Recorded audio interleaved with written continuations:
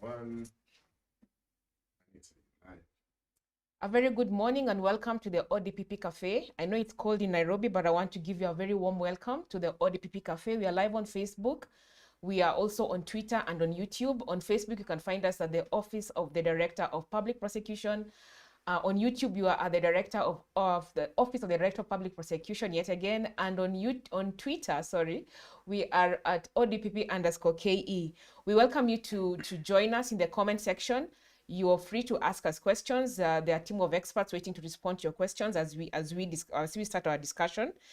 Feel free to just comment, ask any question, and engage us on our handles. And also on YouTube, we welcome you to subscribe, follow us on Twitter, and also engage us on Facebook by inviting your friends to watch us and also engage with us on matters we're going to discuss today. So as always, we'll start with a quick sneak into what is happening at the ODPP and also a few highlights from the courts. That's just a few highlights. Like we normally say, it's not always exhaustive. We just want to give you a quick sneak peek of what has been happening. So I will start with the first one. It is exactly what has been happening at the ODPP this week. There has been a data validation workshop. Remember, data is gold. So the ODPP is engaging a data validation workshop involving all the regional heads from, I think this month in July, from 26th to 30th of July. They're just about to finish at the PTI, Prosecution Training Institute, to ensure that the data presented in the 2020-2021 annual report will be as accurate as possible. So this is important because it will allow the office to have ownership of its data and a platform to defend its data against scrutiny. So if any questions come up, then with good data, you can be able to defend the position. It also guarantees the accuracy and integrity of the process from the start of the data collection to its analysis. So the importance of data collection is just to assess performance via caseload, efficiency, effectiveness, trends, and prevalence. This will inform policies and strategies, and of course, data also, in any case, informs resource allocation. So this week, the ODPP is quite busy at the PTI, just trying to get to understand how to use data for their annual report this year. Then the case now we are looking at is at the High Court. You've seen this on media, traditional media and social media. It's about Rigathi Gachagua, the Mathira MP, who was charged with fraudulent acquisition of proceeds of crime. It caused quite a buzz on social media and all other platforms around. So he appeared before the court and was charged with the acquisition of proceeds of crime worth over 7 billion of public money. MP Gachagua, jointly with 9 others not before court, were charged with conspiracy to defraud the county government of Nyeri of 27, this must be billion, 493,860, purportedly for supply of a dialysis machine to Nyeri Provincial General Hospital. I mean, this is what we keep complaining about. Public service and public procurement and all that. So he's charged with that, and he's supposed to answer to this before a court of law, but at a different date. The court ordered that he surrenders his passport and not to interfere with witnesses. Prosecution sought for warrants of arrest against the other 9 accused persons who did not appear in court. The 9 are to appear on 3rd of August for plea taking. So this case will be mentioned on 9th August for pretrial, and we'll talk a bit about pretrial with our guest today in a bit. The next case is quite sad, and it's about defilement. A city court sentenced a 32-year-old man to 10 years imprisonment for attempting to defile a 10-year-old girl in Roraka, Nairobi. Boniface Ongwena was also found guilty of kidnapping the girl and was handed another sentence of 4 years in jail. So his sentences will run concurrently. That means they will go hand in hand. So the prosecution team, Mr. William Omanya and Ms. Lillian Jerry, proved their case before the Chief Magistrate, Honorable Roslyn Oganyo. The ODPP, remember, has a specialized children division and a child justice unit that ensures the rights of the child are protected. And you know, we've had a discussion about children and the law here, and you saw how the ODPP is quite serious about children and the law. The next case that was in the courts this week was about a cop who was charged for killing a fisherman in Naivasha. He got 20 years in jail after he was found guilty of murder.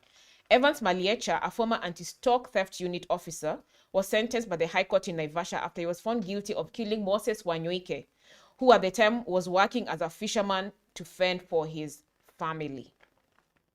So the cop got 20 years in jail. The prosecution proved to the court that indeed Maliecha acted with excessive force when he went to arrest Wanyuike, who had been accused of stealing a sheep worth 10,000. So somebody's life, people's lives have changed because of a sheep that was worth 10,000. Imagine that. So the court dismissed his defense of self-defense, concluding that he had acted with criminal intent, recklessly, and in violation of the law. So you can see sometimes even our lawmakers get into trouble, especially when they use excess violence. The next case is all quite interesting. A garage owner was charged in a Kibera court with defrauding his client of 65,000 and dismantling his vehicle. Bilkus Singh is accused of committing the offense between February 8th and 15th in South Sea, Nairobi. So this guy is accused of pretending that he was in position to repair a car, a Toyota Hilux, belonging to Simon Kimani's wife, Mary Kimani, only to receive the down payment and failing to deliver on the work. He denied the charges and was released on a bond of 100,000. Hearing is slated for September 30th.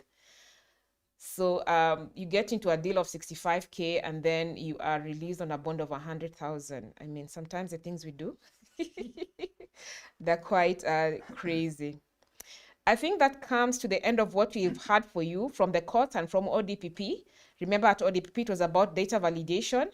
We are trying to use data for the annual report and also just to inform in resource allocation and other decisions made by the DPP and the ODPP in general. So the last 2 weeks, we've given you a rerun of the shows we've had. We've talked about the rights of the accused again and the rights of victims. We've talked about murder. We repeated this because it was one of those, some of the topics that the public needed to just reacquaint themselves with. And it's quite interesting that we understand that you're actually following and getting to understand how this works. Remember, this show is meant to inform and educate you about how the criminal justice system works, so that when you come in contact with the law, or in conflict with the law, I'm becoming a lawyer now, then you understand how these things work. So today's topic is also one of those we've done before, but today we want to talk about it quite intimately again. The last time we had a whole panel discussing it, but today we have an expert who was also in the last show, but today we want him to actually just dissect this further for us. So today the topic is decision to charge. We've talked about it. It was the guidelines to decision to charge was launched in 2019. And it's very interesting because we have learned, and I know you've also learned over time on this show, that the decision to charge is one of the most important decisions a prosecutor makes. It makes or changes. It is one of those that is life altering. So when they decide to charge you or not, then you know how your life goes on from there. Either you get into the system or out of the system. So it is the hallmark of the criminal justice system. It is what makes the decision whether a case goes on or goes out. So today we want to discuss it again because when the case of the judges came up in the courts recently, and a lot of questions were asked on social about who made the decision to charge, the role of the DPP and all that. So allow me to introduce our guest, and I want him to introduce himself because he has quite a title under his name. Karibu sana, Mr. Muller, yet again to the show. We are glad to have you. Today, the red carpet is yours. We want to hear you talk about the decision to charge. Kindly introduce yourself again to the viewers, and then we can start from there. Thank you very much, Anita. Yeah. I'm Victor Mule, Acting Deputy Director of Public Prosecutions. I'm in charge of the Department of County Affairs and Prosecution Services. The department is responsible for coordinating the affairs of the headquarters of the DPP and the regions and the counties throughout the country. So whatever is happening out there in the counties by our prosecutors is coordinated by the Department of County Affairs and Prosecution Services. You've introduced yourself quite well. Yeah. So thank you again for coming to the show. And like I've just mentioned to the viewers, we want to discuss the decision to charge yet again. And I think, like we said earlier, even in this show, and we keep saying in this show, we want to inform and educate people so that when people talk, when people comment on social media, it's from a point of information and knowledge, not just hearsay. And you're going to take us through this. So maybe we just need to start by a classroom definition of the decision to charge. What is it? Is it just as it is said, the decision to charge? No, it's not just as it is said. The Yeah. decision to charge is the beginning of criminal proceedings. It is the decision made by a prosecutor. Once a file is compiled by an investigating agency on who should be charged, for what offense, and which evidence will be used to prosecute that person. So once an investigating agency compiles their file, they bring it to the prosecutor to make the decision to charge. The decision to charge cannot be made by the investigating agency for obvious reasons. State powers of prosecution are bestowed upon the DPP. So it's only the DPP who can make the decision to charge. The powers and functions of the DPP are exercised by persons subordinate to him through his specific or general directions. So basically, that is what the decision to charge means. Deciding who should be charged, for what offenses, and on the basis of which evidence. The prosecutor considers those three things: who is to be charged, for what offense, and on the basis of what evidence, and whether the evidence is sufficient to prove the case in court beyond reasonable doubt, as the law provides. Okay, so you've mentioned the investigator, but I'm wondering, why is it left for the prosecutor only to make the call? Why can't a police make the call to charge someone? Thank you very much. Well, as I said, the beginning point is the Constitution. Who has got the powers to prosecute? It is the DPP, who is bestowed by the Constitution, Article 157, with state powers of prosecution. Through these powers, the DPP decides to institute and discontinue criminal charges. So it is the DPP, not the investigating agency. Different agencies in the criminal justice system have got specific duties and functions and powers bestowed upon them by their respective enabling legislation. Yeah, and I think it's important, actually, even for this show, for us to discuss the criminal justice system, because it's like there are bloodlines. We don't understand as Mwananchi, who, like you're making us learn now, that it is a DPP who makes the decision to charge. But how does a criminal justice system work? So just take us through the process. A case lands on whose table? Where does it start? Let me begin from the time an offense is committed to the time a person is either convicted or acquitted. There are different players throughout the whole system. An offense is committed in the presence of a policeman or in the absence of a policeman, and then it is reported. If it is, and the law recognizes two kinds of offenses: cognizable offenses and non-cognizable offenses. What does that mean? Cognizable offenses. Yeah, no. The difference is whether the police can arrest with or without a warrant. That is all what it means. Cognizable, the police will arrest without a warrant. A policeman has seen you commit a cognizable offense, and they are listed in a schedule in the Criminal Procedure Code. They are listed in the first schedule. All those offenses which are cognizable, and the police can arrest without a warrant. So there are those you need a warrant, and there are those you don't need a warrant. The ones where you don't need a warrant are non-cognizable offenses. And they are provided for under the Criminal Procedure Code. So an offense is committed and it is reported. Once it's reported at the police station, it is entered in the OB, the occurrence book. Infamous OB. Yeah, the infamous OB. We call it the initial report. It is entered there, and then investigations begin by an investigating agency. This, for today's purpose, let's use the police. So let's not go to other investigating agencies so that we don't get off their way.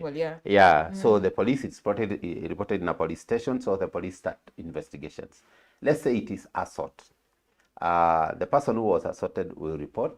It will be recorded in the OB as the initial report or the incident report, and then the victim will be told, will record a statement. Once he records a statement, the statement will be able to identify the person who assaulted the victim. So the police will now start pursuing the accused, the suspect. He's a suspect at not that yet. stage. He's still a suspect. And the victim will have to bring witnesses, one, and be subjected to a medical examination, because one of the essential ingredients to be proved is that this person was assaulted.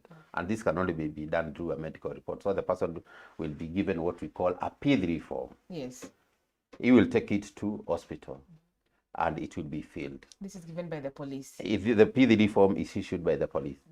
Now, there are times where the victim is still undergoing medication or other processes for treatment, so the P3 form cannot be filled at that time. It will be filled after years obtain all this medical treatment. So the police will record statements from the witnesses. They will obtain the medical records and compile them. The investigating officer will also summon or arrest the suspect and also record his statement to get their side of the story. Then the whole file is compiled. A whole police file has got about 10 sub-files. From the initial report, which is sub-file A, to sub-file J, which is the 10 sub-files. Okay. In between there. Yeah. For instance, B are the documentary evidence, documents like if they are medical treatment notes, sketch plans. C that's why you still lawyers with stacks of files. C are the expert reports, like if they are ballistic reports. D are the witness statements. E are the statements by the suspect. Remember I told you? Yeah. And so forth up to J. G are correspondence. They could be correspondence between the police and other. Right. And the others there in between. Okay. So that's the police. Yes. So the file, the whole file is now compiled. Sub-file A to file J. It's compiled and the investigating officer must prepare an investigation report. They can call it an investigation report or a covering report. In the covering report, the investigative officer must analyze the evidence and recommend charges to the DPP. Okay. And recommend charges. They investigate, they compile the report and recommend charges to the DPP. But I want to caution that the DPP is not bound by the recommendation of the police, the investigative agency. Is not bound. Yeah. But it is important that there is a recommendation. You also prepare a draft charge sheet. Who does? The investigating. Yeah. They just prepare a draft. Prepare. The word here is prepare. Yeah, and it's a draft. Yeah, and I will talk about what a charge sheet is. The question is, you've talked about this being, you've given an example of assault. Assault, yes. But then does this process apply to all cases like corruption? This applies to all cases like corruption. But who reports corruption cases? Who reports corruption? Who goes to the police and say minimum anashida hapa? Okay. Especially public procurement. Public procurement. Yeah. For instance, for public procurement, we get the police or the ESCC can get anonymous reporting information. It can be in the media that a certain county is not practicing. Or just whistleblowers within their whistleblowers. Yeah. Okay. And so they get this information and they commence the investigation. Even the files by the ESCC, they are the same. They still have sub-file A. Up to J. Yes, up to J. They have adopted the same format. Okay. Sub-file A is the initial report. Yeah. Sub-file B, like that, the way I say it. So they also come to you with this report and a recommendation that you may decide to go with or not. Actually, for ESCC, it's a statutory report. It's provided for in law. They must compile a report and send it to the DPP with a recommendation. But again, which is not binding. Which is not binding on the DPP. But there must be a statutory report. Sasa hapa bado hamjafanya decision to charge. We have not yet made a decision to charge. Okay. We have just received a complete file. According to the investigation of agency, it is complete. Okay. It comes to us and then we now read it again. Okay. To ascertain whether the evidence discloses any offense against which suspect, and on the basis of which evidence and whether that evidence is sufficient. Do you also go back to investigate, or you just rely on what you've been given? Once the file comes and we analyze it, we also ascertain whether the investigations are complete and whether all the evidence required to prove the proposed charges has been raised in the file. Yes. Ah, okay. Yeah. Interesting. So that is you are not done with the criminal justice system. Yeah, So that is the police. That is the investigation agency, the Oh, police. yes. Yes. So they brought the file to the DPP. It gets to us a complete file. So now what do you do with it? Once it is allocated a prosecutor, the prosecutor analyzes the evidence. They read it again, objectively, professionally, and apply the law to ascertain whether an offense has been disclosed and whether the evidence is sufficient to prove the charges against the suspect. Yes. So you have the file, you are certain whether everything has been done. Then what? Then we make the decision to charge. So this is where it starts. Yes, we prepare our own charge sheet.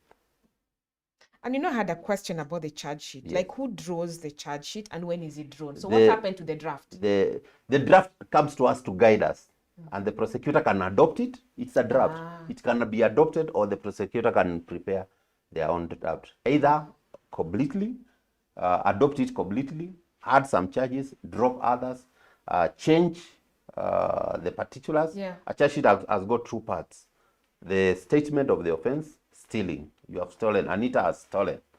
And then we have the statement of the offense on such and such a day, such and such a place, so and so stole this motor vehicle valued at this, the property of so and so. Yeah. Okay. Or if it is assault, the one we started with, A, B assaulted C on such a date, occasioned him or her grievous harm. So eventually, ultimately, the charge sheet becomes a document by the ODPP. Yes, and the ODPP must sign. It is our document. It is not a document. The person who instituting the charges is the office of the DPP. It is the DPP. It must bear our stamp, and it must bear a signature of the prosecutor who makes the decision. All right. I'm going to ask you a question. I just picked a statement from the guidelines, 2019 guidelines. It says, it thus behooves the prosecutor to act with independence, integrity, impartiality, and professionally in the administration of justice. I'm wondering how.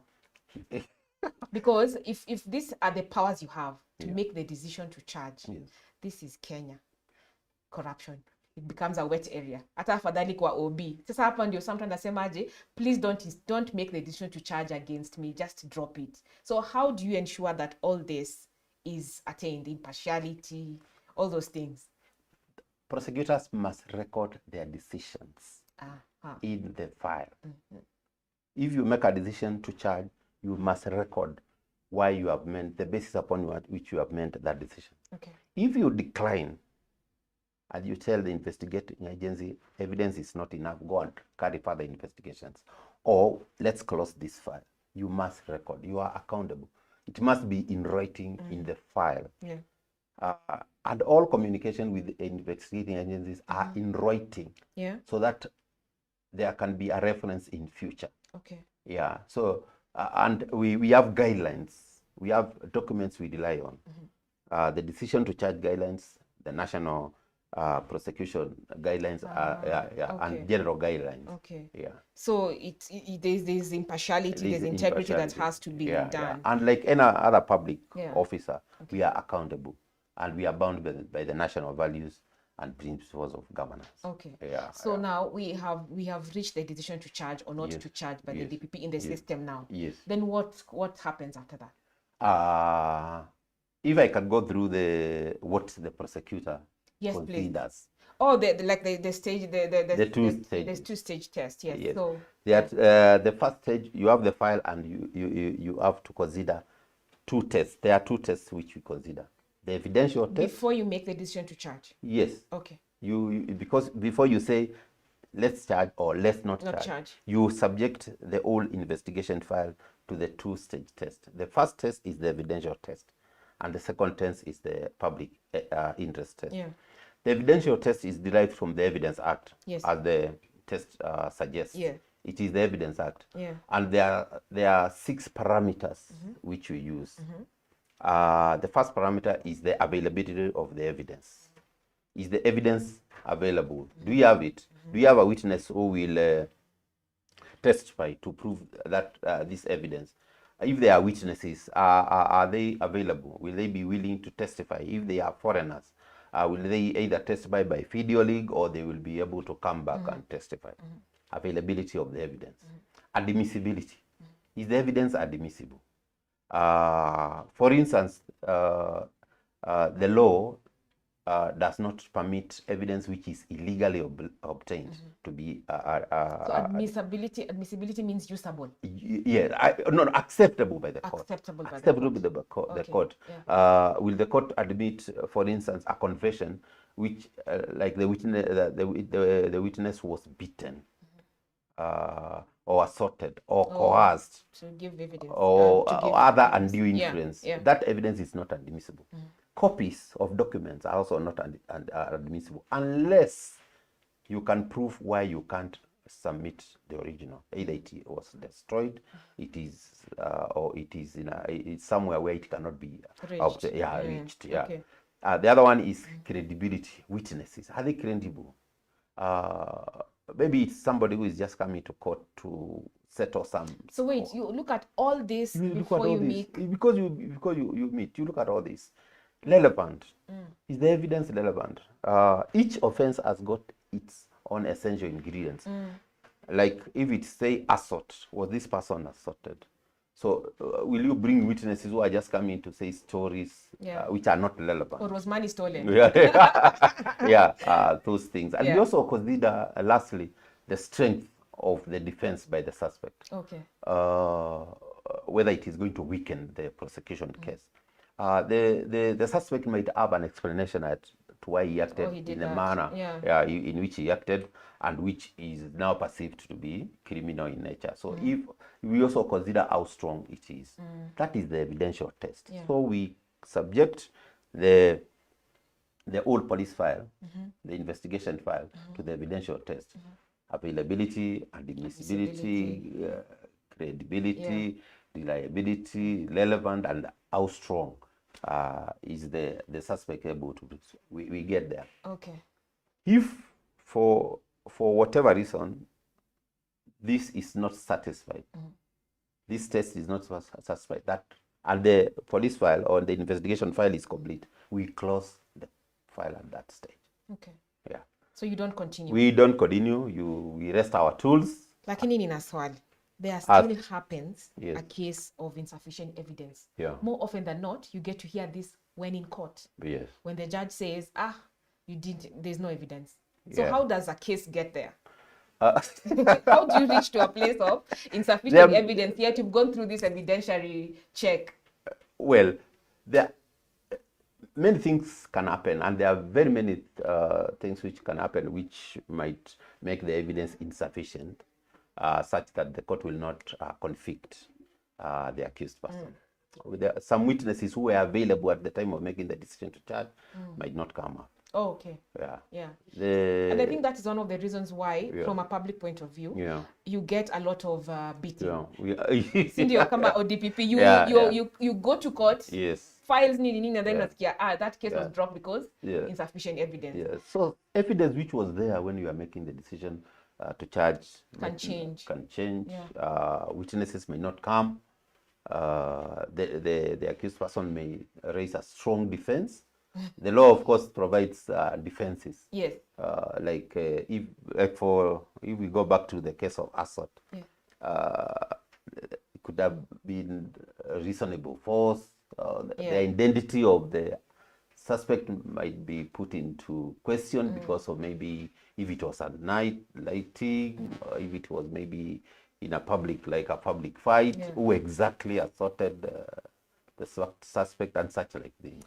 Then the question begs again.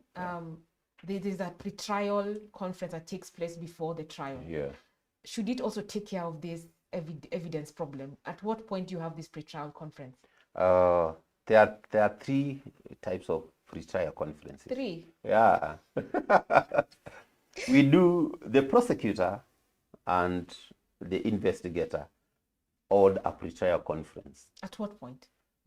Immediately after a plea is taken. Plea is, once you have made the decision, we take the charge to court and we register it. It's allocated a number and the suspect takes plea. Yeah. He either says, I'm guilty or I'm not guilty. And then he's given a hearing date. So immediately there is a pre-trial conference, so that the prosecutor and the investigator can prepare the file to be given to the suspect. You remember the suspects are entitled to be given the evidence and the material to be used in the trial. That is the one. They also arrange the mode of calling witness, how the evidence is going to flow, which witness is going to be called first, which documents the witness will prepare, and at what point. The flow of witnesses, they do that. We hold a pre-trial conference with the court to confirm that this case is now ready for trial. How is a case ready for trial? The accused person and the advocate confirm that they have been given all the materials. The prosecution. Does that weaken your case? No, it doesn't. No. What you have against me? It doesn't weaken their case. That is one, and it's a constitutional provision. It is the right provided for under the Constitution. And because the Constitution is the supreme law of the land, we have to abide. And according to us, it doesn't weaken our case. It doesn't. It's good practice. And then lastly, of course, now there are frequent pre-trial conferences between the investigator and the prosecutor. That is the third one. It will go on until the case is concluded.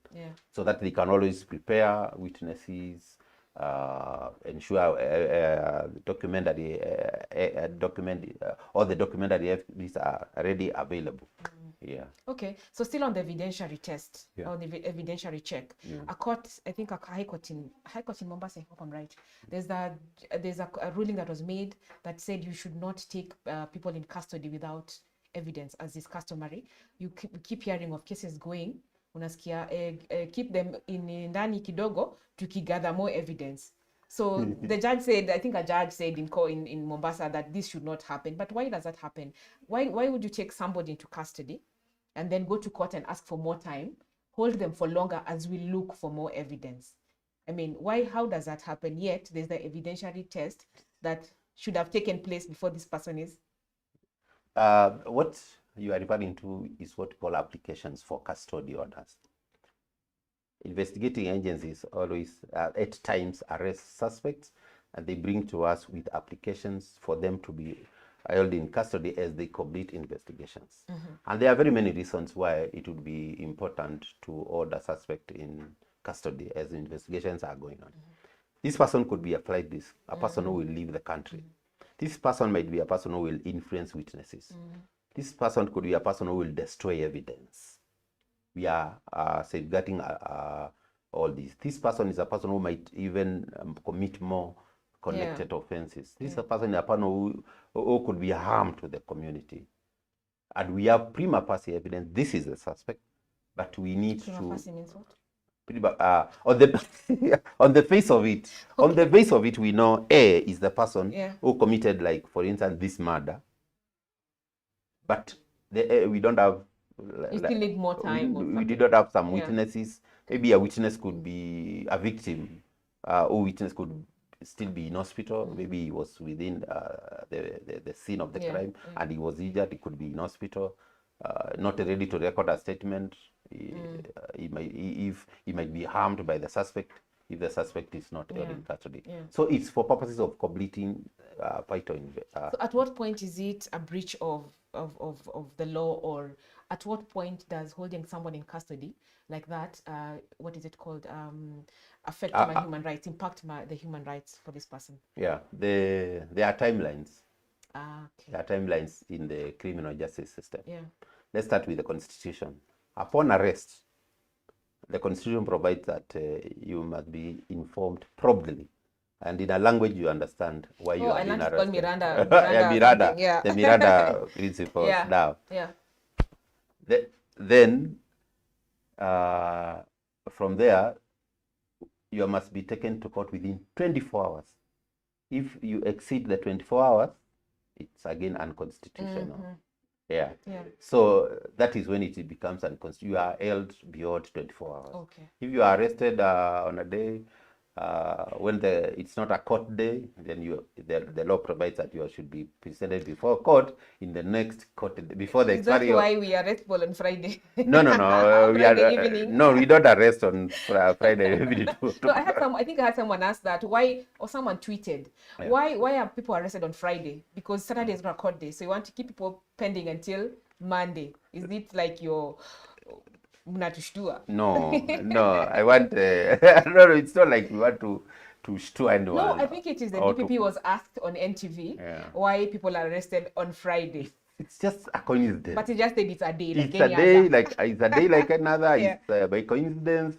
And then, by the way, the police are also, the investigation agencies is also free. Yeah. On Saturdays is when they can take your fingerprints, take your statement, and it's important that they take your statement. Yeah. You could be exonerated. Yeah. Yeah. Okay. So now let's go back to the two-stage test. We Yeah. talked about evidentiary. Yeah. And now the second one. Yeah. So if the evidentiary test is only, we rest our tools. Okay. Then we can go to the public interest test. And the public interest test is derived from the Constitution. The Constitution, Article 157, provides that the DPP shall have regard to public interest in the administration of justice. You know, you're the one who once tried to explain to me what public interest means. Yeah. Because in my understanding, and I know I speak for so many others, public interest may just mean to me what is trending.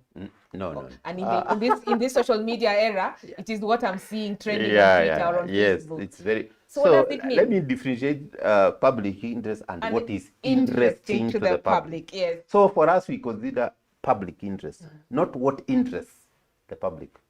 The public could be out in the social media or even out here shouting akietu, prosecute. Yeah. We don't consider you. Is it in public interest to prosecute this person? One, what is the impact of this offense to the community? For instance, like you talked about procurement.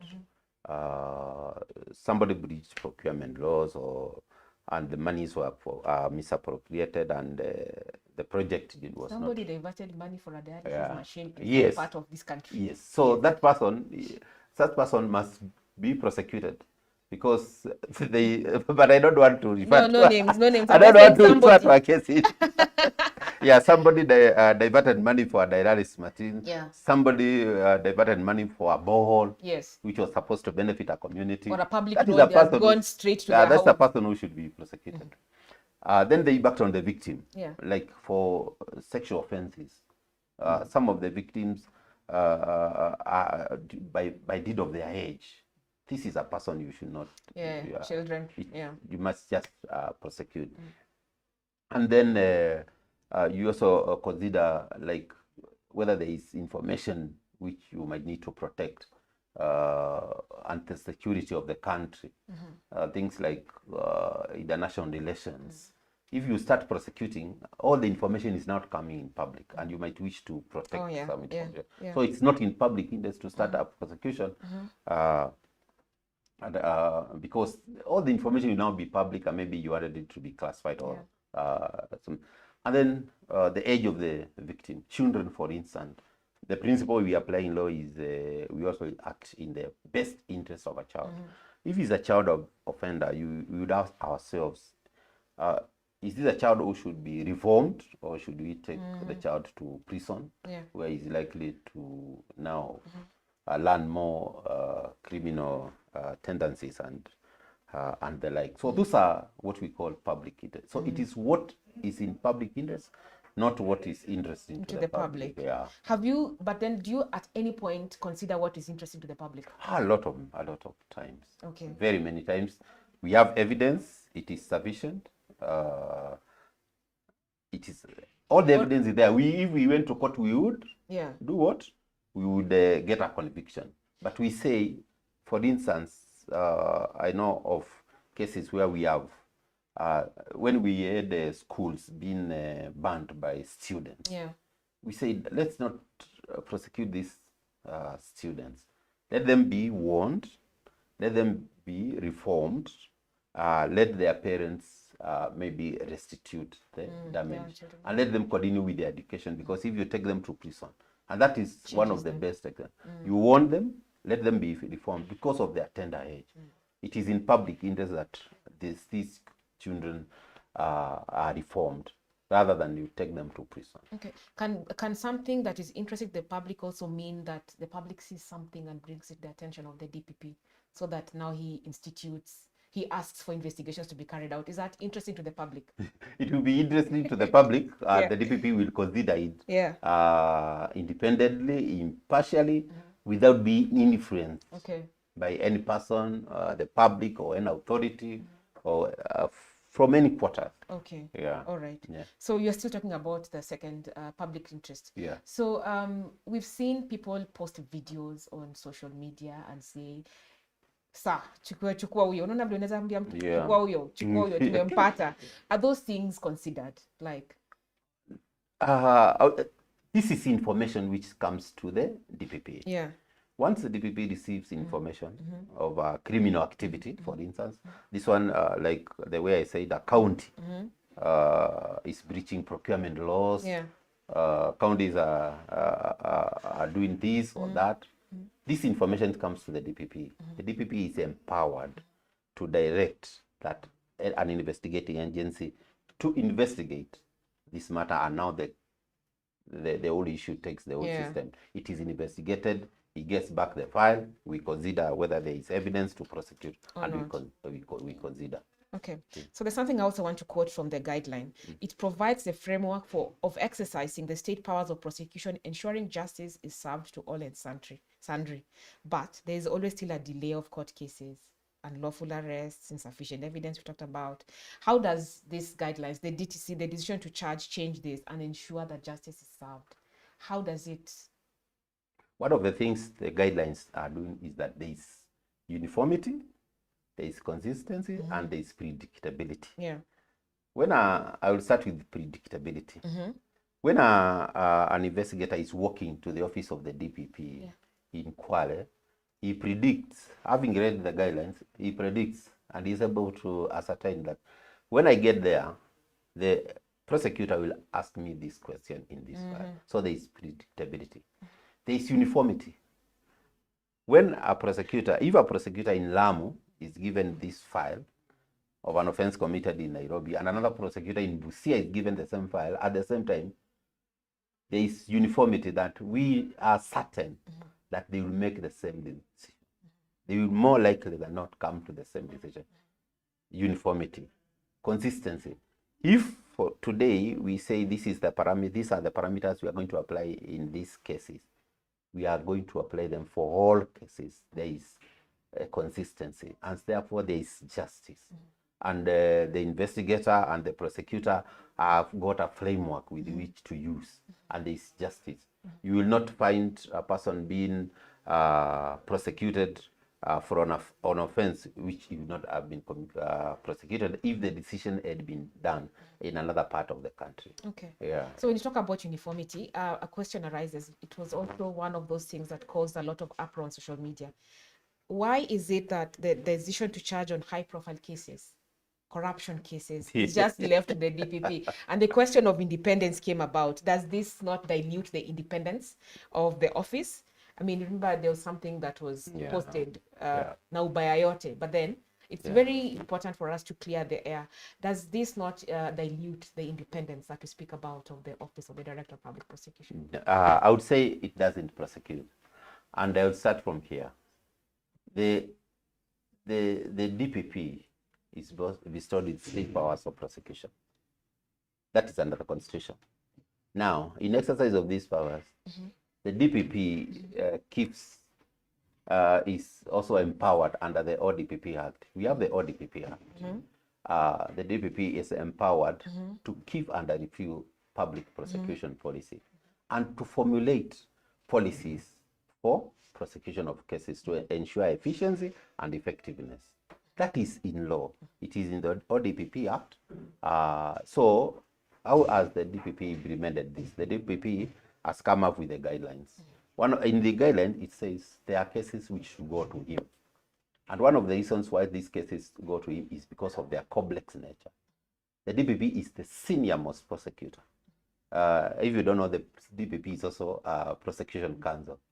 Is the definition of a prosecution counsel Yes. includes the DPP. Yeah. So is the senior most prosecutor in the country, Yeah. to the exclusion of all persons, to the exclusion of all agencies. So who is the best placed person to make decision in high-profile cases? Yes, That is one. Two, there are perceptions which we can't avoid, that this decision has been made because this person is aligned to this political, Yes. whatever they call it, Yeah. because of politics. Let's just say politics.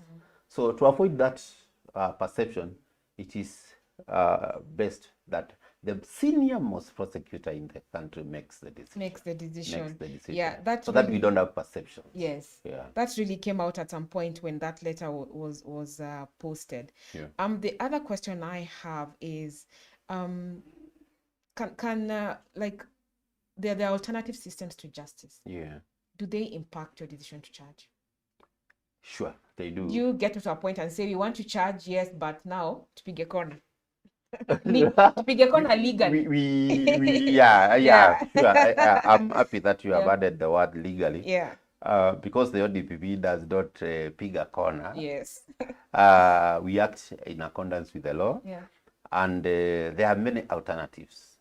As I said, before you take a person to court, the alternatives to prosecution.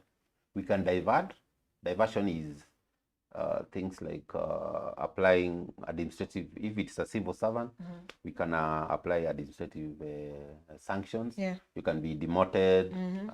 We can surcharge you for the laws, or you can be, or your promotion may be withheld. Diversion. Warning. We can just warn without taking you to court. Yeah. We just say warn.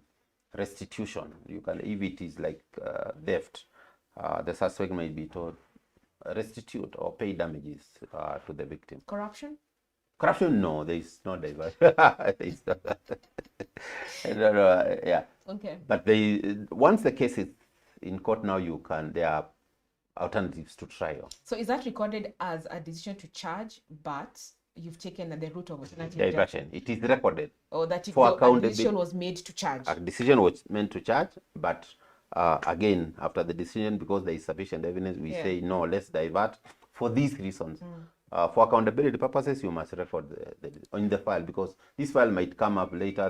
Somebody might come and say, or they repeat the same mistake. Or they repeat the same. So when it is in court now, we plead bargain. Yeah. You record a plea bargain in court and you plead guilty. And this of course extends the criminal justice system, and there will be no delays. All right. Yeah. Is there a timeline for justice in Kenya from the time a case is reported? Yeah. There are timelines. Some of them are statutory. Okay. For instance, the Constitution, Article 50, which is entitled the right to fair trial, says that an accused person has got a right to have his case heard and concluded within a reasonable time. That is for all cases. Reasonable time is quite vague. Reasonable time. Yeah. Statutory, I said there are statutory limitations under ASECA, that is Anti-Corruption and Economic Crimes Act. Once a case starts, the law, because it's statutory, as I said, it must proceed on a day-to-day basis and to conclusion. But of course, this does not happen for many reasons. Yeah, the reasons. There are very many reasons why the cases are delayed, and it's not possible to proceed on a day-to-day basis as the law provides. So there are timelines. Whether COVID depends. Depends.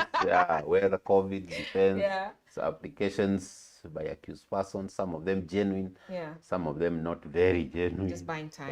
Yeah. Yep. So we need to complete that circle before because I have some questions from the online viewers. Yeah. We talked about the police, the investigative agencies, we talked about the DPP, and then now there's the judiciary still in the system, right? Yes. So this is where now I think we as the citizens, ordinary citizens, wonder what goes on.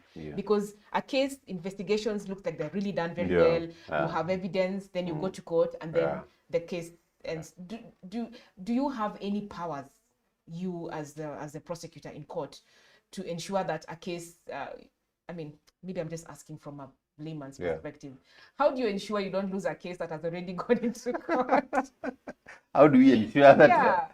For instance, there are very many professional measures which we put in place to ensure that we win our cases. Yes. Of course, there may be no convictions for one reason or another. You might also lose. We might lose, but there are very measures. Pre-trial conferences, very important. Yeah. As I said, very important. And the theme, the main reason for a pre-trial conference is to ensure that the case is trial ready, that there are no adjournments. But then we start presenting the cases before court. We hold pre-trial conferences. We ensure witnesses are there. We are in constant communication with the investigating agencies so that they can avail the exhibits, the police file, and witnesses, and such like. But the court is also independent. The court is independent. So it's not like we present our evidence. They make the decision. We present our evidence through witnesses, through documents, and then the court analyzes all that. And the accused person has got a right. Has got a right to cross-examine. To cross-examine our witnesses, to challenge our documents, and all that. And he made in the process of cross-examining and interrogating our witnesses, they might create doubts. And remember, in criminal cases, it's always proof beyond reasonable doubt. Yeah. I think just from again from a layman's perspective, we expect that the ODPP, being the ministers of justice, representing the republic, we always expect you to win. I mean, mkienda endeni kama mmeshinda hizi kesi, msituambie ilianguka. Anyway, I just want to quickly go into social media and ask just a few questions and comments. Gerald Chibaye Sikuri, thank you for watching and for your question. So Gerald asks, I have this question. When a Kenyan reports at the police, he's given OB number, and then you get police going to arrest the suspect. Then evidence is collected when the suspect is in police custody. I think we talked about this. Yeah. During this process, is the ODPP involved? At that point, the DPP is not involved in investigations. But there is a rider to that. Yeah. In complex cases, there is what we call prosecution guided investigations. What is that? The DPP can second a prosecutor in to an investigating agency for purposes of guiding investigations. And the rationale behind guiding investigation is to ensure that all the evidence is collected and it's packaged in a manner which is admissible in court. So there are cases where the prosecutor is involved at the investigation stage. But that has to be in writing, and we call it prosecution guided investigations. And I want to differentiate this with prosecution-led investigations. We don't lead investigations. You're not an investigator. We are not an investigator. Yeah. Okay. So during this process, we've answered that. Then which cases do you recommend prosecution and which ones are taken to court direct? I'm looking at this issue of a face mask or changa. Do you recommend prosecution? Mtu akishikwa bila face mask. Let me say this.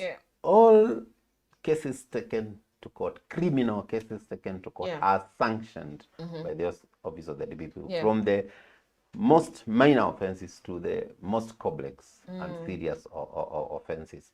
So failure to wear masks, curfew issues, those things, they are all sanctioned, that they pass through us. Okay. But then is there any situation where the investigative agency can go above you and go to court straight? No. Okay. If you go to court, you will be taken back. You will be taken back because, as I said, if you remember at the beginning, I said the charge sheet must be signed. Yes. And must bear the stamp of the ODPP and signed by a prosecutor. All charge sheets. All right. Yeah. Okay. Alicia Iman, thanks for your question and for being with us. So Alicia asks, what is the meaning of committal orders? Kumbuka ini classroom. Nafundisha watu. Committal orders. You are committed to, you can be committed to like a remand after pending processing of your bond. Yeah. Or you can be committed to prison after conviction. Okay. Yeah. All right. Yeah. Thanks, Elida, for watching. Okanda Leonard says, very useful discussion. Good job, ODPP. Jared Nyakomita says, very inclusive, very incisive. And then Bradley Ongota is watching with us. Thank you so much. Wilson Koske, thank you. He asks, how long should it take for a file to move from the investigative agency to the ODPP desk? Again, the question of timeline. Yeah, it depends on the complexity of the matter, what evidence the investigator will have to obtain. For instance, let me give a complex anti-corruption case will take time. Because there are very many evidence to be collected, very many witnesses who should record statements. And as you record statements, more issues arise and you must clarify. And remember, the suspects are also recording their statements. As they record their statements, they are defending themselves. You have to clarify that to confirm that what they are saying is true. Simple cases, like an assault case where somebody was assaulted yesterday, the victim comes today, is given a P3 form, it is filled tomorrow by the doctor, he returns it on Monday, Tuesday, the suspect is arrested,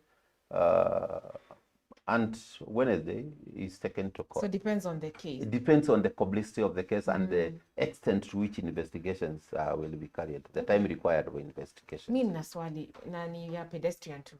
When the court says gives the conditions to an accused person. Yeah. Is that an accused person is already in court, right? Yes, an accused person is already in court. He has been charged. So he's faced the judge. Then the judge says, you are free to you're released on bail or whatever bond. Yes. But leave your passport. A condition. Yes. The other condition that baffles me is when the court says, and you're not supposed to contact any witness. Kumbuka mshampatia ile file iko na majina za kina Anita, witness nini. Yes. How do you protect the witnesses from this? Who is supposed to? There are two ways of doing it. During the pre-trial, which I talked about the prosecutor and the investigator to compile the evidence to be given to the accused person. Yeah. We deduct. Kudeduct ni kutoa. Yes, we remove the identity, anything which is likely to so they can't interfere. To disclose. It is deducted. Okay. It's like you erase like this. You erase so that the identity of the witness cannot be known. That is one. Yeah. But then somebody can be a judge and still get to know who the witnesses are. Oh yes, in most cases they would know, but it is now the duty of the investigator to ensure to monitor the witnesses, the suspect. The suspect. Yeah. And protect the witness. Because I mean, just from a layman's perspective, it is baffling when the court say usionge na witnesses yet. It's not disclosed who the witnesses are, you know. I think one of those things that should be discussed. So there are ways of making sure that the witnesses' identity is not disclosed. Okay. So Michael asks, would you enlighten us on which investigation agencies bring files to the DPP for prosecution? There are very many. Let's start with the obvious one, the National Police Service. Yeah, because you keep referring to the police. The DCI, they investigate. EACC, that is ethics for corruption matters. IPOA, the Independent Policy Oversight Authority for offenses committed by the police. NEMA, for offenses related to the environment, yes. Kenya Revenue Authorities for income revenue-related offenses. And Counterfeit Agency for offenses related to counterfeiting. Kenya Wildlife Service, KWS, they also bring files. Those are many. There are many. They are about two. We can go up to 10. Lakini bado tuko tuna shida, si ndio? I wonder when you see a post on social media that says Anita was arrested today for stealing from her employer and she was taken to. I mean, has the decision to charge been made when my story goes on social like that? It will depend on who sent the an investigative agency, for example, just puts up a post with my picture, nimeshikilia kakitu hapa, nimeambiwa huyu amekuwa mwizi, ameiba vitu. That one, the one they order the DCI. That is at the investigative stage. So it's part of identifying the person. But the decision to charge has not been done. Okay. It's still at the investigation stage. Okay. Alicia says she's enjoying the conversation so far. Vitalis Luna, thank you so much for being with us. I think he asked a question. Why somebody asked why are they called non-cognizable offenses, and somebody, Vitalis is the one who answered and said they need a warrant for execution of arrest. Yes. Hata leo tumesoma ukweli. Yeah. Byron Menezes, thank you again. Why do we have matters that drag on for years and then it is withdrawn by the ODPP again? The case of timeline and delayed justice. Or circumstances might change. We might even have entered into some bargain or diversion and such like. And then we So it can be withdrawn because alternative. And suspects also request for review of the decision to charge, and we are bound to consider whether there are sound grounds to review continue. The decision. Okay. Or even the complainant might come and say, I want to withdraw this case for one reason or the other. So there are very many reasons why we withdraw cases. Okay. I was going to ask one, but it's in the public domain, so I'll avoid that. So Luke asks, when someone assaults another and no one is present do you recommend that the charge sheet can a charge sheet be drawn without witnesses? Is it valid that you have a charge sheet and no witness? Like the one you said, assault. Yeah. The law provides that there is no specific number of witnesses which is required to prove a particular case. Even one witness is sufficient. Is enough. Yeah. Okay. Yeah. All right. I think we are just about drawing to the end of this discussion. Quite interesting, but we haven't completed the loop yet on the criminal justice system. Talked about the police, the ODPP, the judiciary. But then what role does correctional services play? Now, once a person is committed to a prison, the purpose of prison, of course, is one, punishment. And then so that the victims can get justice, and of course so that we can have law and order in the community, retribution. And when they are inside the prison, they are also reformed. Some of them gain very important skills in their life. Like some of them, we know persons who have obtained law degrees and other degrees while in prison. I know one who is going to be admitted. And he was not. So it's reformation. They are reformed and they are corrected. These are the correctional facilities. So it's very clear how the ODPP interacts with the investigative agencies. It's clear how you interact with the judiciary. But then how do you interact with the correctional services? I mean, what do you do as ODPP?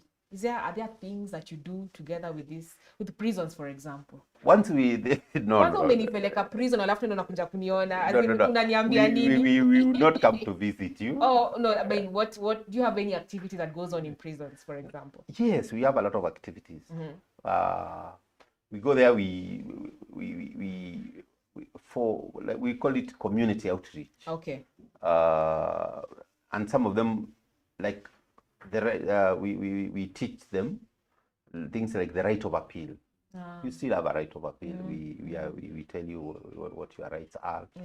Sometimes we can even consider and make recommendation to court through an application that this person may be released and such. The ODP makes an application to court. Yeah, we can.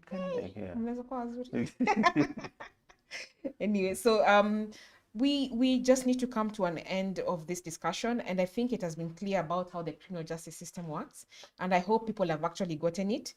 We're also on YouTube, like we said earlier. Thanks Lillian Jerry for joining. Mohammed Chute says thank you, I'm learning a lot. And Rieki Meroka says great presentation, sir and host. I can pat myself on the back. So we come to the end of this broadcast today, this show today. We are glad that you joined us. We are glad that you engaged with us. I hope we answered your questions, but feel free to still ask more. There are people who will definitely engage you while we are offline and just respond to your questions. Today we've had a very great teacher, Mr. Victor Mule, and he's talked about the decision to charge, which is the most important decision made by a prosecutor, which is the decision that is only made by a prosecutor, not an investigator. And it's the only decision that is the the hallmark of the criminal justice system, meaning it can make or change a lot of things for both the actors in the criminal justice system. We have looked at what the investigative agencies do and at what point they interact with the ODPP. We have seen how the ODPP interacts with the judiciary and how they also interact with the correctional services. I want to thank you for joining us yet again. I hope you've learned something. I have learned quite a lot. Cognizable, what are those things called? Cognizable and non-cognizable. Cognizable and non-cognizable, the need for warrants of arrest, and there's some cases that don't need warrants of arrest. So I'm still inviting you to engage with us for more insights on this decision to charge, just to understand how the ODPP works and for you to be able to understand the mandate of the ODPP in as far as the criminal justice system is concerned. I have been your host, Anita.